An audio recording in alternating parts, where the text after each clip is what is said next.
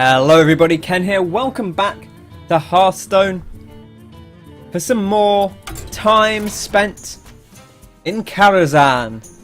That's right.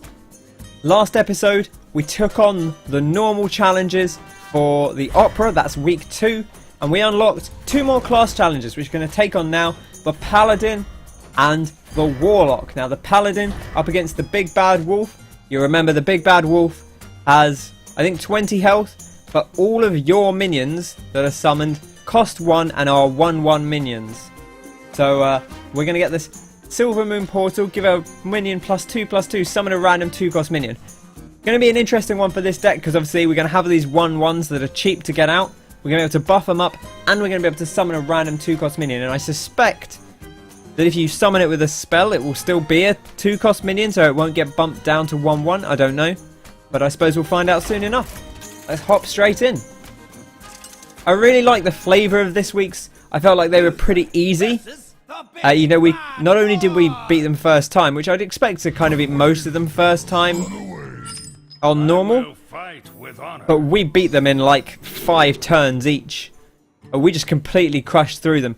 And that's fine, you know, that's fine. But it does make me wonder if perhaps...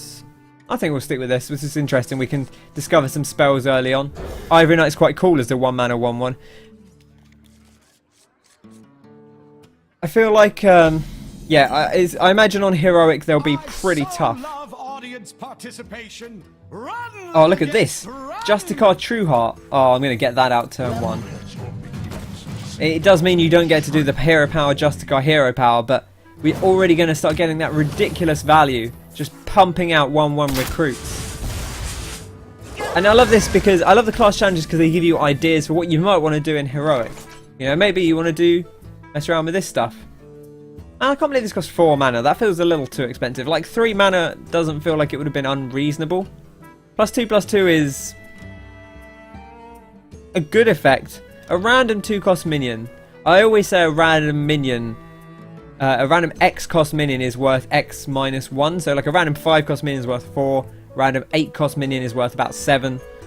Just to account for the fact that you don't get to choose what you want. If you look at like Animal Companion, you know, it has 3 different minions. They're all about 4 mana of value, but you pay 3 because you get one of them at random. Let's just bump out some 2/1s. Get this going. We don't need to pump out our cards quite yet, and you know, we could make use of this health restoration. To battle! To battle! I'm gonna do this so that the effect doesn't hit anything. We'll discover a spell. Light in the Darkness is interesting, but obviously bear in mind that everything's gonna be a 1/1. I quite like the Avenging Wrath as a sound. Hand of Protection's okay. Let's grab the Avenging Wrath. Kind of fun, and let's get out some more minions. So I imagine the challenges will be a little bit tougher on Heroic, because that's the way it goes. So maybe they're balanced towards being really hard for Heroic, but being quite flavorful. And they've all been super flavorful this week. They've all, like, there's none quite as weird and wacky as the chest last week, where it's not like playing Hearthstone at all. But they all had their own unique mechanic. You know, we had the first one with the immune as long as the person was alive. The second one. This one where you have all your stuff is 1/1s, and then the third one against the witch, where you have to keep this minion alive on your side, but it buffs your minions to help protect you. So we got this Pantry Spider, summon a 1/3 spider. I actually didn't ever notice that this was a battle cry. I thought it was a death rattle, so it's not actually as sticky as I thought. But getting 2 1/3 spiders to the cost is not. I think that's maybe nicer than getting one and then another one when it dies. I still don't know that I love the card. I do love the artwork. It's such an... Look at that thing. And then look at this fellow as well. He's not quite as cute, but man, look at them. Those puppers. Right, I'm going to buff a thing up and see how this works. Ooh. And we get a Snow Chugger. And there you go. See, it's not brought down. Gonna take out this 1/1. Let's do it. Let's manage the numbers a little bit. You never know if there's going to be some AoE effects 4-2 3-mana weapon. That seems a little bit too strong, I would say. You know, you look at True Silver Champion, you look at Deathspite, sure they both have an effect. But I think, you know, you would play True Silver Champion. Yeah, you would play True Silver Champion if it didn't heal. Frostwolf Warlord, that's a cool one for this. Because obviously the +1/+1 is going to bonk off on all your stuff. Let's get 1, 2, 3, 4. So we'll start off with these chaps. Divine Favour might be quite good here. We might burn through our hand pretty quickly. We'll get out another one of these chaps. Ooh, Equality's quite nice. Blessing of Kings I do really like. Let's grab that. Let's take this chap out. Let's do this, and then we'll bop Frostwolf Warlord down on the end. Make him a nice big 6/6 that can't deal with. The Snow Chugger worked out really well because it stopped Big Bad Wolf from attacking our minions. Whoa, the swipe! Holy shit, that's bad. But Draconid Crusher here. Game +3/+3, we get a tasty 4/4. That's pretty nifty. I guess we can Silver Moon Portal here to... That'll get this guy up a little bit. Or we could Blessing of Kings to protect him against the 4 attack thing. I think maybe we want a Blessing of Kings here. In that case, we don't really need to Draconid Crusher. We can just get 2 dudes out. Get the numbers game going a little bit more.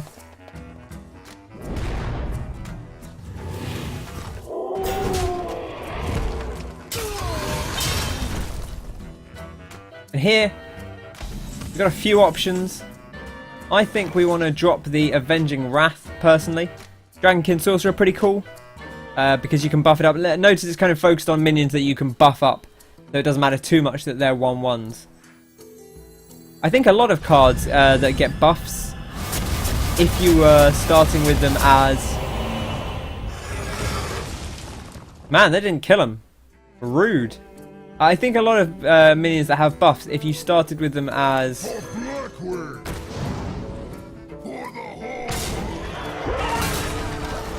if you started with them as 1-mana 1/1s, they'd be more powerful than they are. Because it'd be easy to throw it out and then combo it with other cards.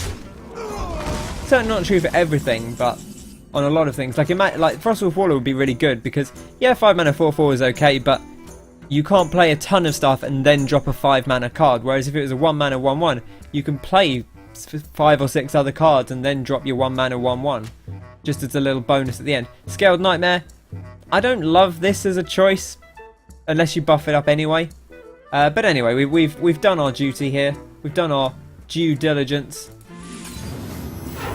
Let's see what we get. And I suppose we'll play a Scaled Nightmare, why not? And take out the Big Bad Wolf.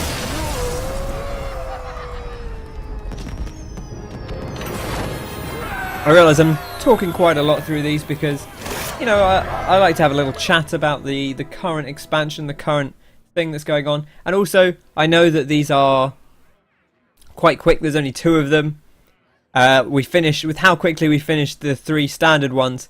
I figure, you know, I don't want to spam through these too quickly. So Julianne, you remember, has I think 15 health, but is immune when Romulo is out. He's a 4/2. So hopefully this is going to be kind of a Zooey sort of deck. I didn't actually look to see what the card was. Maybe it's the Discardlock. No, because it might still be the Discardlock. It might be like the 1/3 that we get. There's a new 1-mana 1/3 that when you discard a card, draw a card. Looks like that could be what we're in store for here. Cho'Gall's a little bit late game, so's the Doomguard. But I imagine this will be a little bit Zoolocky. Yeah, look at this, look at these. There's no way this isn't Discardlock. If only we had the 1-mana 1/3 to start things off. Provoke me? Then have at thee.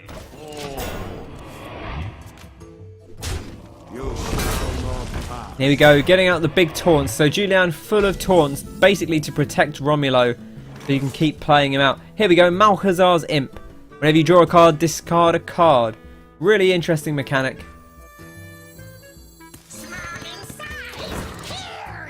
I wonder if this will trade in here.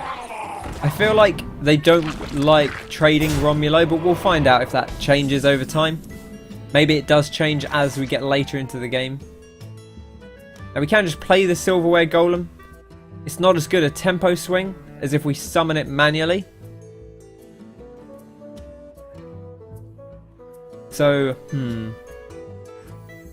let's draw a card and then we'll ooh, the Void Walker might be better here rather than playing out the Imp too early.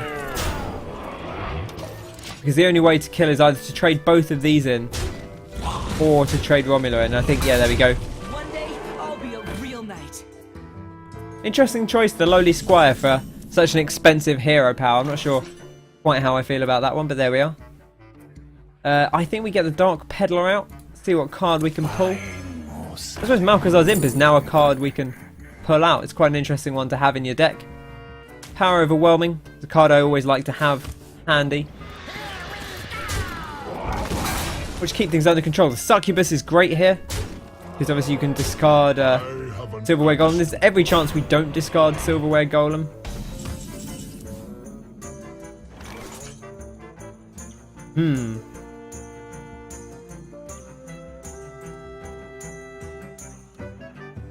During your turn, your hero is immune. That's very interesting.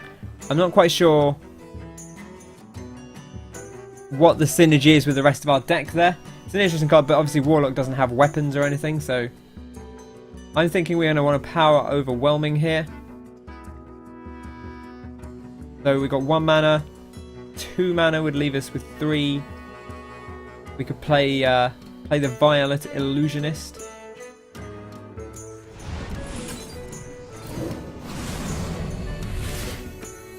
You are not the boss of me. Or we could play the Succubus. We discard something. Let's give it a try. Let's see how Malchezaar's Imp functions. Oh, the tempo swing! We hit it! We hit it, boys! Oh, look at that, and I love the animation as well. Wow. Well, if that didn't work out in her favour, I don't know what did. This is tough. We're not going to hit face anyway, so I'm actually going to leave this chap alive. Yes, he can deal 4 damage to us, but...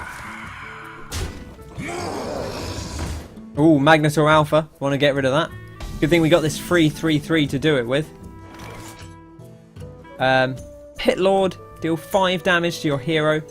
It's okay. I actually want to get the old Doom Guard out, to be honest, and discard some cards. We'll draw back up. Pump this guy up.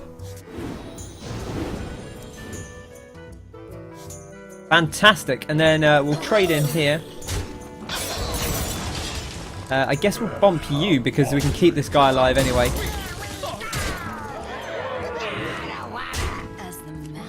Ugh. Oh man, I guess I could have killed with the 1/3 and got lethal there. That was maybe a misplay on my part. But that's fine. We've still got this under control. Missed lethal. Let's Karazhan. I want to see the animation on this one. Okay, not as exciting as I was hoping for necessarily. And we'll discard a card, draw another card, why not? I love to draw cards. Pump up our tiny Knight of Evil. Man, we kind of blitzed that one as well. That's what I was kind of slightly wary of. But, Karazhan. Summon a 1/1 candle, 2/2 broom, 3/3 teapot. Don't get the Malchezaar's Imp, which is interesting because that was kind of the thing the deck was built around, I feel like, was the Malchezaar's Imp. But that's fine.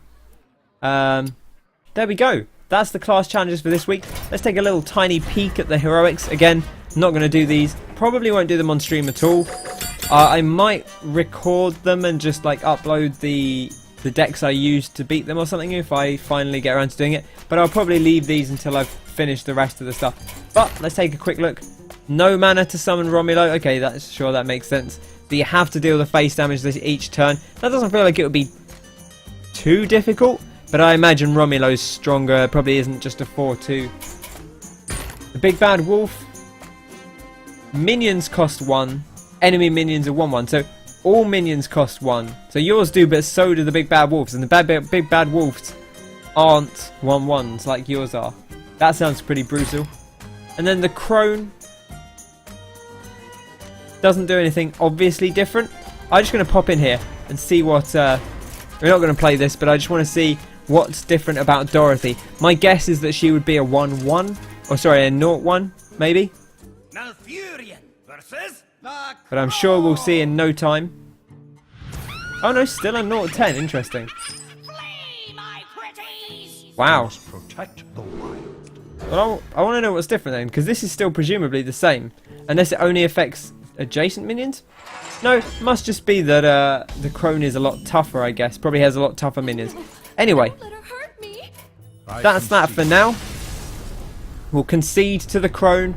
Save her for another day. Thanks very much for joining me on another week of One Night in Karazhan. The weird phrasing of that one. Next week, we'll be taking on the menagerie. So be sure to join us for that one. If you've enjoyed this video, be sure to bop that like button and feel free to subscribe so that you can be kept up to date when the new videos come out, or, you know, just pop back whenever. And there'll be new ones each week. These generally go up on like a Friday-ish, maybe. Depends when I have a chance to play them, because they come out quite late on I think the Wednesday. So yeah, that's One Night in Karazhan, week 2, the opera, and it's pretty cool. So thanks for joining me. I hope you have a fantastic day, and I'll catch you on the next one. Cheers!